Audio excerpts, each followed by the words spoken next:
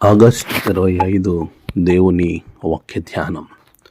నీ వాక్యము నన్ను బ్రతికించి ఉన్నది, నా బాధలో ఇదే నాకు నెమ్మది కలిగించుచున్నది. కీర్తన 119:50.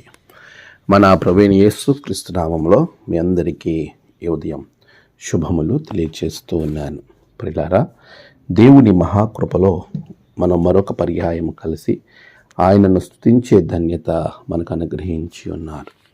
అందును బట్టి ప్రభువుని నేను ఘనపరుస్తూ ఉన్నాను. ప్రియ విశ్వాసులారా, ప్రభు వాగ్దానం లేకపోతే ఆయన వాక్యం మనలను ఎప్పుడు కూడా నెమ్మది వైపు నడిపిస్తూ ఉంటుంది. నిజమే, ఈరోజు వాక్యాన్ని మనం గమనించినట్లయితే మనకి నెమ్మది కోసం ఎటేటో ప్రయాణాలు చేస్తూ ఉంటాం. నెమ్మదిగా ఉండాలని, ఉన్న సమస్యలు తొలగి సంతోషంతో జీవించాలని ప్రతి ఒక్కరూ ఆలోచిస్తూ ఉంటారు. అయితే నీవు నెమ్మదిగా ఉండాలి అని ఆశపడినట్లయితే, నెమ్మది కలిగి మన జీవితం ఆశీర్వాదకరంగా ఉండాలి అని అంటే మనము దేవుని వాక్యాన్ని కలిగి ఉండాలి.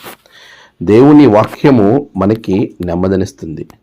ఆ వాక్యమే మనలను బ్రతికిస్తుంది, బాధలలో మనకి నెమ్మదినిస్తుంది. అలాంటి ఉన్నతమైన వాక్యమైన దేవుడు మన మధ్య అవతరించి మనలను పాపపు కట్ల నుండి విడిపించి మనకు స్వేచ్ఛనిచ్చాడు. అటువంటి ఉన్నతమైనటువంటి వాక్యం మన అందుబాటులో ఉన్నప్పుడు దానిని అనునిత్యము చదివే వారంగా, మన హృదయాలలో భద్రపరుచుకునే వారంగా మనం ఉండాలి.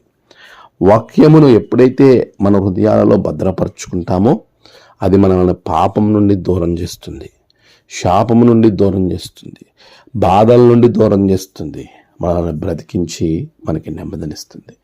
ఇంత ఆశ్చర్యకరమైనటువంటి కార్యములు చేయగల శక్తి వాక్యానికి ఉన్నది అనే విషయాన్ని గమనించాలి. రెండంచులు ఖడ్గము కలిగినటువంటి ఈ వాక్యము మనలను పరిశోధింపజేస్తుంది. మనలను తప్పకుండా మనకి పరిచయం చేసి మనము ఏమై ఉన్నామో దానిని మన ముందు నిలవబెడుతుంది. దాని ద్వారా మన జీవితాలు వెలిగింపబడతాయి. ప్రియులారా, వాక్యాన్ని చదవగలిగినప్పుడు, మన హృదయంలో భద్రం చేసుకోగలిగినప్పుడు మన జీవితం ఎంతో ఆశీర్వాదకరంగా ఉంటుంది. ఈరోజు దేవుని వాక్యము మన ముందుంది. ప్రతి దినము 2 అధ్యాయములు ప్రతి పూట చదవగలిగినప్పుడు, ఉదయము సాయంత్రం ఒక రోజుకి 4 అధ్యాయాలు గనక చదవగలిగితే 1 సంవత్సరంలో బైబిల్ మొత్తం పూర్తి చేయగలుగుతాం. మరి క్రీస్తు విశ్వాసిగా, క్రైస్తవుడిగా బైబిల్ని ఒక్కసారైనా పూర్తి చేసావా? లేకపోతే ఇప్పుడే ప్రారంభించు. నీవు ఎప్పుడైతే బైబిల్ని చదవగలుగుతావో, పరిశుద్ధ గ్రంథములో వాక్యాన్ని నీ హృదయంలో భద్రపరచుకోగలుగుతావో అప్పుడు నీ జీవితం ఆశీర్వాదకరంగా మరల్చబడుతుంది. దేవుని వాక్యాన్ని మన హృదయంలో భద్రపరుచుకుందాం. దేవుని ఆశీర్వాదాలు పొందుకుందాం. ఆమేన్. ప్రార్థన. సర్వశక్తిమంతుడా, గొప్ప దేవా, నీ బిడ్డలు నీ వాక్యము ద్వారా నెమ్మది పొంది బ్రతికింపబడుతున్నారు కనుక అలాంటి ఉన్నతమైన వాక్యాన్ని చదివి తమ హృదయాల్లో భద్రపరుచుకునే ధన్యత, భాగ్యము బిడ్డలకు దయచేయండి. నేడు వారి ప్రయాణాల్లో, పనులలో, తలపెట్టిన కార్యాలలో గొప్ప జయము బిడ్డలకు అనుగ్రహించండి. నేడు జన్మదినము, వివాహ దినము, ఆయా విశేష దినములు జరుపుకున్న బిడ్డలను బహుగా దీవించండి. తమ ప్రియులను కోల్పోయిన వారిని తండ్రి, అలాంటి వారికి నీ నెమ్మది అనుగ్రహించండి. ఎవరైతే అనారోగ్యాలతో ఉన్నారో అటు బిడ్డలకు మంచి ఆరోగ్యములను దయచేయండి. నేడు ప్రవ్వా, నీ రక్షణ ఆనందం బిడ్డలకు తిరిగి మరలా పుట్టించి వారి జీవితాలను ఆశీర్వదించండి.